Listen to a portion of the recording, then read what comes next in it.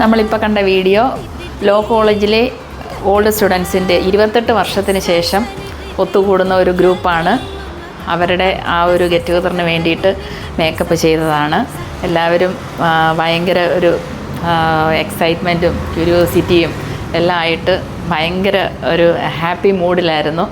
അപ്പം അത് കഴിഞ്ഞിട്ട് ഞങ്ങളും ആ ഒരു നിമിഷം ഭയങ്കരമായിട്ട് എൻജോയ് ചെയ്തു അവരോടൊപ്പം.